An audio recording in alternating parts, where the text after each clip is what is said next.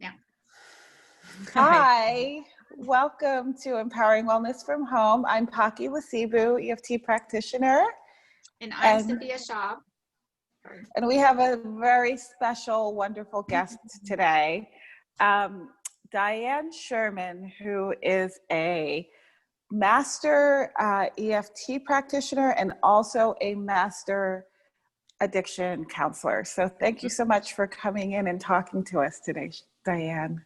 Yeah, thank you so much for the invitation. It's a great way to connect with you guys as usual and share information that other people may find helpful.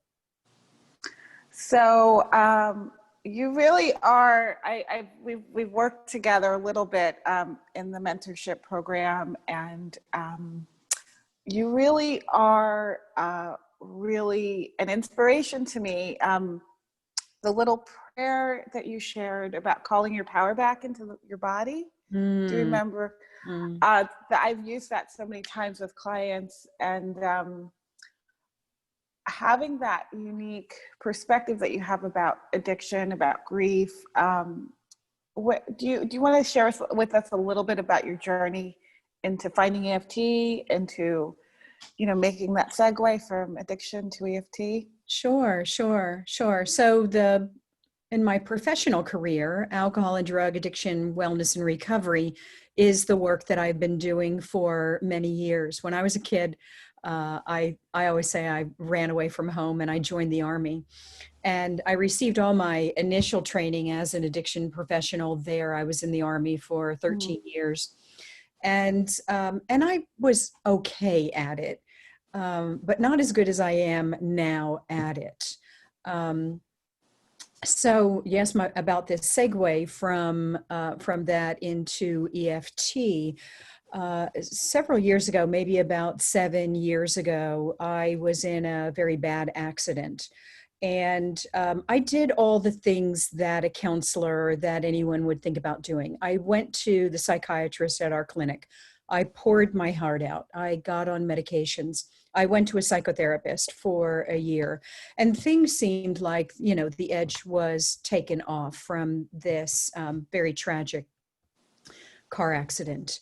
And one of my students is still a colleague of mine, and she's an EFT master practitioner as well. And so I knew about emotional freedom technique for wellness. I just did a little bit of it, but didn't really do a whole lot of it. So she and I went to lunch one day, and she said, "So Diane, how are you doing?" And I burst out into tears right in the middle of the Cheesecake Factory. And she says, "Oh, we've got more work that we need to do." And she and I had done some work, but apparently the next layers had not really been cleared off. So now I can talk about the accident without it just crushing me. And I can share with other people, when I teach my students and when I teach and work with other people with EFT, I'd like for people to know that this isn't just something that I've got some book sense on. I do have some personal passion about it. And so now I can talk about it. And I don't ever talk about what happened was, because that's not what is important. What is important is knowing that people can get well, people can clear out all of the lingering energy and messaging and shame and guilt and the what if kind of stuff that may happen when things happen in our life. So we did some more work, and with her, I did some very concentrated work with EFT to just clear that out. It was at that time that I started doing some self-help independent study with another very well-known practitioner. And I thought, I think this would be a great process to get certified in and to share with the students that I have in supervision and with my own clients that I work with. So that's how we met up, is we all have been trained by our teacher and mentor with EFT certification online. And then finally have gone through that whole process. So Wonderful. what I love about it, especially for the people that I work with, and I generally just say people who are in recovery from mind or mood altering substances or mental illness, is just helping them find a way to disconnect the energy of memories that may still be lingering or that they still may be stuck in, so that they can find this freedom of living in the present, and they can look at the there and then, but they don't have to get stuck in the there and then. They can be present in the here and now and just know that that's a part of their story, but that part of their story doesn't have to define them. So the other thing about EFT, and just maybe a strategy or a practice that I use, is to ask the people I work with, so we know that that happened there and then. And once we get that cleared out, what helped you gain strength out of that situation? So people are not only looking at the deficit or the sympathy seeking around it, but they are able to walk into and embrace the empathy seeking. And, oh yeah, had I not gone through that, I would not have learned this. And in learning this lesson today, this is, how this can strengthen me in my walk, in my journey, in my helping others. Oh, that's beautiful. That's beautiful. What do you think about like the dry drunk phenomenon? You know what I mean? The anger, I don't know how else to Call put it it. not sober. Yeah. So in my clinical work, there would be a term called sobriety. And that would mean somebody who's really working a program of sobriety, like maybe a 12-step program Sure. or some community support program that may help them continue to grow in their wellness. And then there is abstinence. And one can be abstinent from a mind or mood altering substance or from a behavior. But if they haven't really done the work that's necessary to, help them clear out, there may be what's called, this dry drunk, that someone may still have a lot of emotional attachment or unhealthy energy or anger or just, residual parts of their stories. So, thank God they are abstinent from mind and mood altering substances, but the quality of life could be increased substantially, incrementally, when someone is doing their work and combining that with working with a coach or a counselor, and combining that with a walk in wellness, such as maybe a 12-step program or something that's very spiritually based. What I have found with the people that I'm working with is that they can experience a quality of life in abstinence. But what I've also heard, I'm not a person in long-term recovery, but what I've also heard and learned from my students and from my clients is what really helps one's quality of recovery is that spiritual connection. So I've come to believe and know that people are not using alcohol and drugs, that's not their problem. That is their solution to something deeper, something else in their life. And when I can help them work on whatever that is, that other something, and they can gain this quality of this spiritual relationship, not religion, not organized religion at all, but just finding something for them that gives them that spiritual connection of something higher than me leading me in this world. Then that's what I find, that the people who live in sustained long-term, double digits, 20, 30 years, that they have this sense of this spiritual connection that amplifies the quality of their recovery. Wonderful. I feel like EFT fits in perfectly with that second part. Yes. Yeah, without a doubt. I definitely agree with that. I've seen that too. I have a couple of questions. Yeah. So my mom, she gives me permission, by the way, just so anybody, she's very proud and happy to, but she's been in the program she's been sober for over, I think 32, 33 years. And I grew up in the program. And, you know, I've had my own issues and we won't go into that, but, I had a question about, so how, the thing that I think about the most is every time I see you and every time I hear you, you are always in such a beautiful, like you're just in a, your state of mind and your mindset and the way you present yourself. And I'm just thinking, how do you do it? Because, you know, being a body worker, and then I was in Al-Anon as early as 12 years old and 13, and I was dealing with all kinds of stuff, and you know, like, and I've worked on myself since I was, you know, well, literally since I was a baby, but I mean, you know, really diving deep since I was a teenager, and I still find myself struggling, not terribly, but being, and I know I meditate and I do all that stuff, but I would like for you to share with us, how do you stay so positive and so, I mean, you're just like, you know, I just admire you so much. Thank you. Thank you. Well, it definitely is a daily practice, right? I think the interaction, you know, what we have to look at is, how do we show ourselves to the world? And is that consistent with behind the mask, right? I've got this way that I show the world, and I've got this way that's just my inner self. And how do I live with that integrity of those kinds of things matching up? So a lot of it has to do with doing my own work. I'm not saying that I don't have daily struggles, monthly struggles, yearly struggles, people struggles. You know, I sure do. I've had good people along the way who I've learned from. I've had co-facilitators that I've worked with who I've learned from.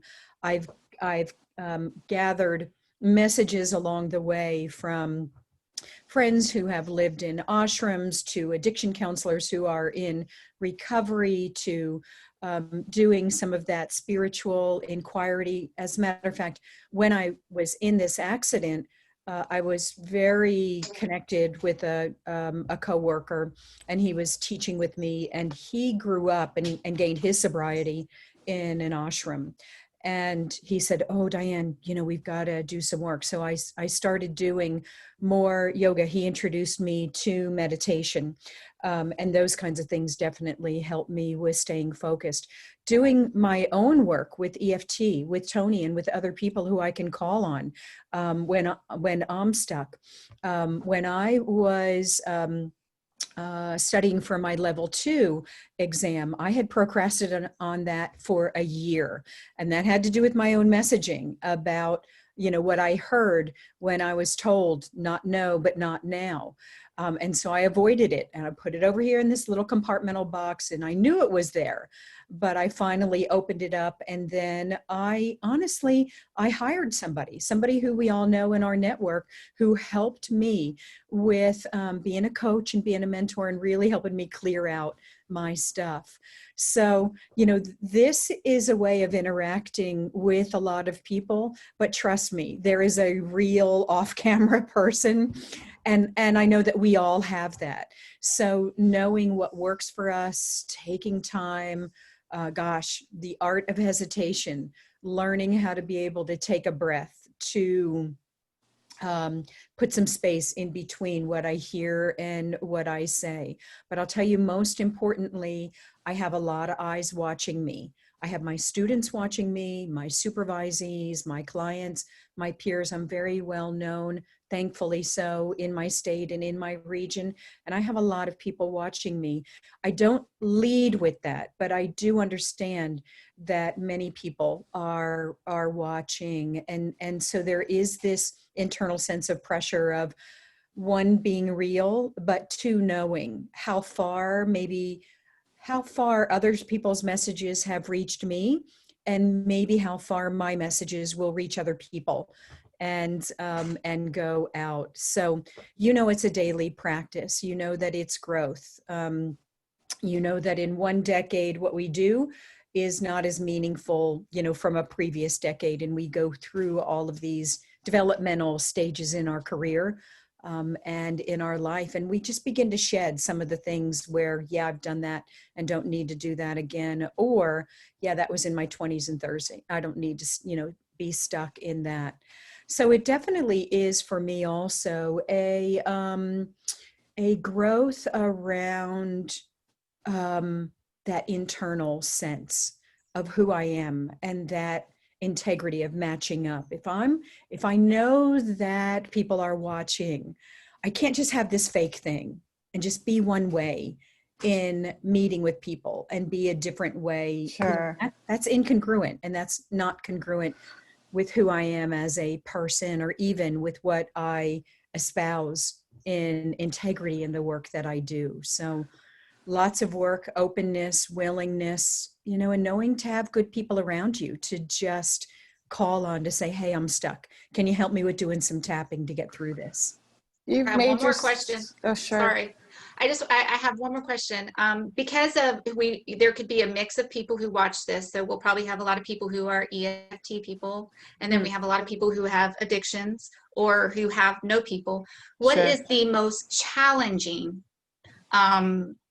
case that you had or client? I mean, of course you can't give too many details, but can you give us the most challenging so people can say, hey, maybe either can relate, or no, maybe, theirs is not as bad, or they can relate to it. Well, I had a Because some people are afraid to reach out because they think their situation is the worst. You know what I mean?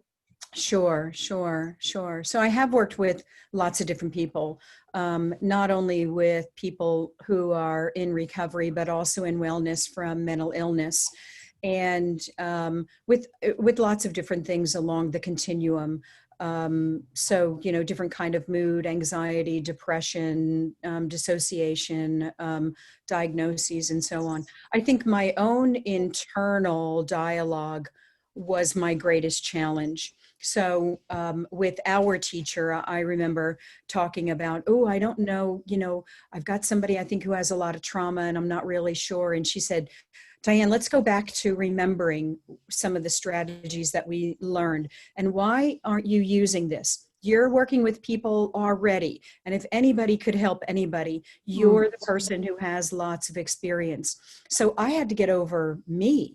I had to get over my perception about big T trauma, little t trauma, meaning someone who either has a diagnosis or someone who has symptoms related to trauma. And what a beautiful answer. Yeah, my own internal dialogue. Could I do Yeah, I this? love that. Is it ethical? Is it within my wheelhouse? Could I? So I really had to just lean into my teachers and help me look at my own limiting beliefs. And also, this is just something that is a skill. Like, you just don't wake up one day and do some self-help tapping, and you do, maybe that helps you in that moment. But as we know, working with a practitioner can really help us clear out some of the lingering stuff that is a little bit more than beyond a self-help. So there are different ways of using EFT in healing and in wellness. You've made you made yourself so available, sharing, I saw that you shared on Facebook about Suicide Prevention Month, and sharing, your process and your personal, your personal journeys. So it's really powerful. I feel that it's really powerful because it's coming from a genuine place of healing. So I believe your clients Being authentic. will feel that. Yes, it's authentic. Yeah. I just think that was the greatest answer, though. Like, you just, you took it right back to yourself, which is awesome. And that just shows how much work you've done on yourself, because I'm no stranger to the program. Like I told you, I know more than I want to know about it. But I mean, it was just it was just an awesome answer, because we are our biggest, our most difficult client. Our most difficult client is us. Yeah, sure. We have to look at that in ourselves. So, I'm not saying that I can work with everybody, or that even everybody who works with me can find something. But I do know this, that anybody who comes across my path, that I have something for them that can help them move one step in their direction toward wellness. And if they want to continue moving toward in that direction, then, and we can, and if we can find a way to work together, then we can do this.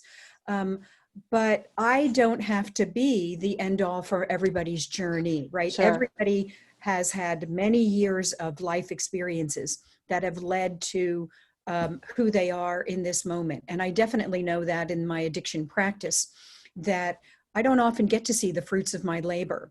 But what I do get to see is the opportunity to maybe drop a seed, to be plant the seeds. plant the seed, and to maybe see if I could help someone move one step in a direction toward their wellness and recovery, then maybe that is something that helps them, or maybe that continues on with us together in practice, or maybe down the road, they remember and they come back and say, oh, and we know, different layers of the onion. So somebody does some work and they take a breather. And then they come back and they say, oh, I've had this other stuff that's coming up in front of me. And I believe in the work that I do and that I share with my clients. This is another lesson in front of you. So you can hide from the lesson, or you can try to put it over here in a box and forget that it's there, or ignore that it's there. But the universe will not allow you to continue in your wellness until you work on this lesson. So it's not if we're going to work on it, but when we're going to work on it. And I invite you to decide the when. It doesn't have to be on my time. But I think, that's another thing that I hear myself saying a lot, is this invitation to invite people into my opportunity of gratitude to share with them around a different way of their wellness and their recovery. Oh, that's Beautiful. Powerful. Yeah. Yeah, thanks. It's almost like a 5-step too, kind of, I mean, they're sharing their feelings and with another human being, which is, part of the 12 steps. And so it's just another extra layer, like you said, that will really helps the sobriety instead of being the dry drunk or whatever, the people who don't do the work. Yeah. I think we have to have compassion for people, regardless of what stage of wellness and recovery they are in. Everybody's struggling, right? And we can be this practitioner who has this awesome strategy and skill and something that we know works with people. I, have been traditionally trained in talk therapy, and I thought that it worked well for years until I found EFT, and until I started gaining greater competence in my work as an addiction counselor, and started learning much more that we know in addiction counseling. We know more about the brain and the impact of the brain. Well, we know that memory and emotion is seated in the amygdala, which is the limbic system of the brain. And when somebody has a situation, the question is, why is it that some people stay stuck in a situation and others don't? And it's because the ones who don't are able to get clarity and clearing from that situation where that emotional charge does not And process. Right. Process, They're able to experience it, process it, feel affirmed, understand that this is a process. And some people don't have that opportunity. I grew up in the military, and the military is about rank and order and rules and regulations, and don't let them see you sweat. And if people do know, there can be, this sense of retaliation. So there's always, this face, and we see that in many ways in our everyday life in many ways. So, we learn to compartmentalize things. We're taught not to be, we're taught not to be authentic, and we're taught to be quiet. Yeah. Well, also the life don't feel.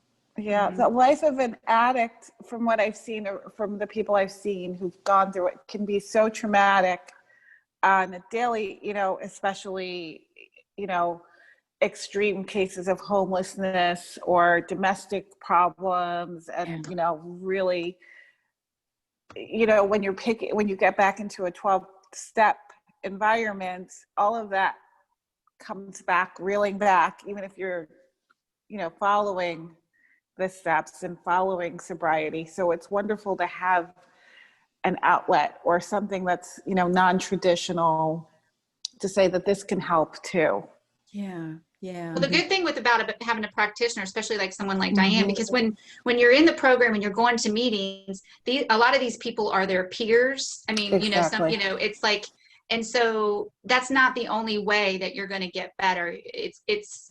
You have, I mean, I'm not saying you have to, but it's ideal to get outside help, or Exactly. assistance And outside help, which isn't or just guidance or assistance. just isn't the traditional, which has a little bit of that fifth dimension, that Mm-hmm. bigger world, that you can get back to a bigger world outside of, dealing with the past. So that's Mm-hmm. powerful that you Mm-hmm. are Well, part of that process. as my field has grown and as we have more evidence-based practices that really look at the brain and how the brain reacts to alcohol and other drugs and other behaviors and what the healing processes are, we do understand this connection about memory being connected with emotion. And that when we can clear out that lower level, that limbic level of the brain, then we can really find a different level of freedom. It's not that people can't find freedom; they sure can in their walk and in their recovery. But doing this work of just clearing out the limiting beliefs, clearing out the Yes. messages, giving back messages to people who gave them that they were never theirs in the first place. And we know as practitioners in energy medicine that sometimes these kinds of things do also keep people stuck. So I think, it adds in an extra quality of work, that can be done. I have found a lot of people who I've worked with have said, wow, I didn't realize how quickly that this could get cleared out. I didn't realize the quality of what could help me in my recovery different than what I have been doing. Some of that may be me, but you know what? Some of that may be that they are willing and ready and the opportunity Exactly. came together for, a new experience. Our growth is always a continuous process of growth. We may take a break from it.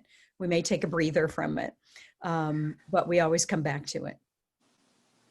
That's powerful. I could go on and on and on, but we don't have Yes. that much time. So I'm like, Thank you. I'll put a lid on it. Yeah, thank you so much, Diane. You're really great. Would you just tap us out with that beautiful, do you remember the prayer of I call my power back into my body, I now forgive? Do you remember that prayer? No? But we can. She's good at improvising. Okay, Just so we can do a little bit. Somebody want to be my echo? I'll let Phaki. Okay, great. okay. Okay, great. So we will focus on things being different right now. How about that? Even though things in my life are different right now. Even though things in my life are different right now.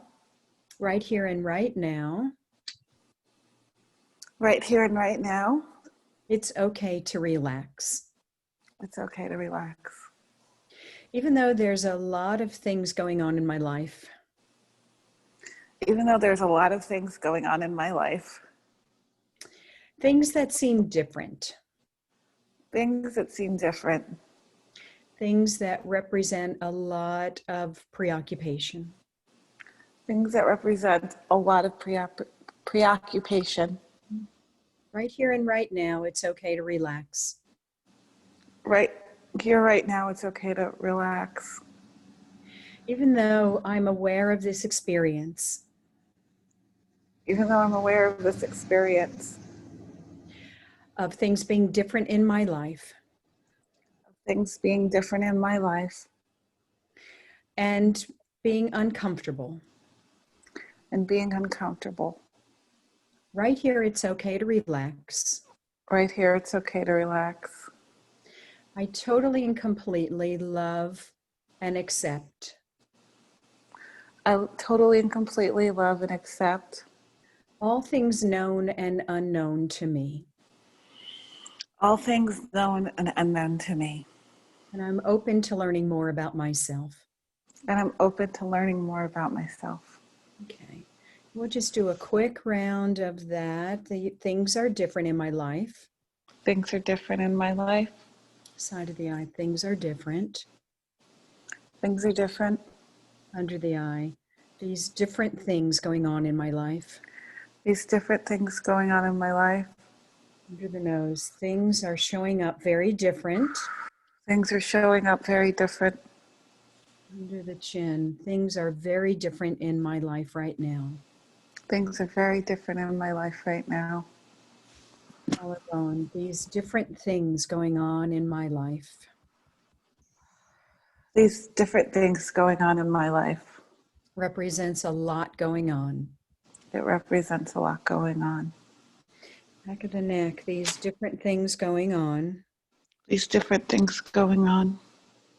Top of the head, these different things going on. These different things going on. I call back into my life. I call back into my life. I call back into my body. I call back into my body. I call back into my spiritual life. I call back into my spiritual life. All things that are healing for me. All things that are healing for me. All things in my mind, body, and spirit. All things in my mind, body, and spirit. I call back into my life to strengthen me. I call back into my life to strengthen me. I don't have to sit still with the differences. I don't have to sit still with the differences. I choose to call all things back. I choose to call all things back. Top of the head, all things known and unknown to me. All things known and unknown to me. All things calling back into my life. All things calling back into my life. Calling back into my mind. Calling back into my mind. Calling back into my emotions. Calling back into my emotions. Calling back into my spirit. Calling back into my spirit.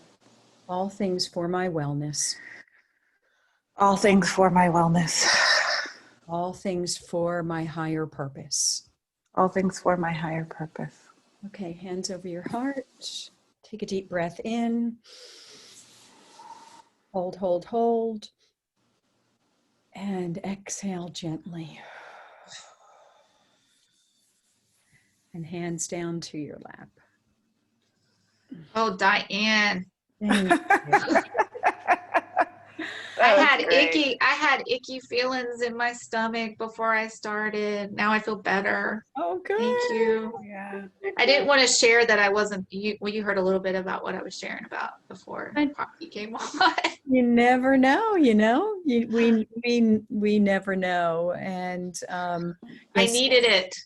see, this is just the power. I didn't know, Phaki didn't know. We're sitting here talking about different things before we got on, but it is. And I hope it was close enough to what you were thinking about from before, Phaki. Oh, it was great. It was great. That's what's so awesome about you, Yeah. is that you just speak off the cuff, like you don't have routines or scripts, and that's what makes you so awesome and authentic. There is something that we've learned from our practitioner, Deborah, and I can't Yes. remember those exact words, but I'll get it back to you. I know what you're talking about. I just don't have it memorized. Yeah, I know. I have it written down, and I'll send it to Cynthia to put in the liner notes. How do people find you? So where are you? So people can email me, EFT. Or they can drive to Atlanta. They can drive to I'm just kidding. EFT for you and me, EFT, the letter 4, the number U, ANDME, EFTforyouandme.com is my website. That's the easiest place to go. There, my phone number is there. People can contact me. My email is the same, EFTforyouandme@gmail. I'm happy to work with people or even just sit and talk to find out if doing this work together is something that could be helpful for them. Thank And you you. do every Tuesdays, you're on Facebook? I do have a Facebook page called EFT for you and me, and I can invite people to that. It is a closed page, so people can request Okay. invitation, and then I can admit in. And yes, so every Tuesday I do a tapping Tuesday. I've been doing that for some time, so I think I'm a little bit comfortable, with like this, with just Mom, being. I told you my mom and I have done a few of yours. Uh-huh. Yeah, you're great.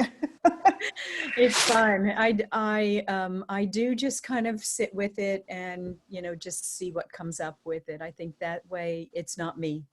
I might have an idea of where I'm going for sure, but otherwise, most of the time, it's not me. And Well, can gosh. people, one more question, can people just get in contact with you if they personally want to refer you to someone with an addiction problem, maybe their family member or something? Can they just personally contact you and talk to you, even though they may not be interested in it for themselves? Would Oh, yeah, that be okay sure. too? Okay. Sure. So they may know somebody who is looking for some kind of help or wants to do some additional counseling. Yes, Okay. of I course. just wanted to put that out there. Yeah, thank you. Okay. Thank Mhm. you. Yeah, I am open for taking clients, but I'm certainly open with just chatting with people to see if this is something for them. So people don't have to feel, pressure Obligated. about any kind of money. I do usually like to work with people in a package of sessions and say, listen, let's just see how this goes. You will work together for 6 sessions. If this works for you, fine. If not, we'll know. I don't like to just drag things on and on and on and keep people in counseling for the aspect of social connection. I think Sure. it needs to be purposeful for the people I'm working with, and they get to choose. Okay, cool. All righty. Well, Thanks much, y'all. thanks. Thank you, Bye, everyone. Diane. Bye. Bye, Diane. Everybody have an awesome day. We love you, Diane. Thank you much. Love you. Bye-bye.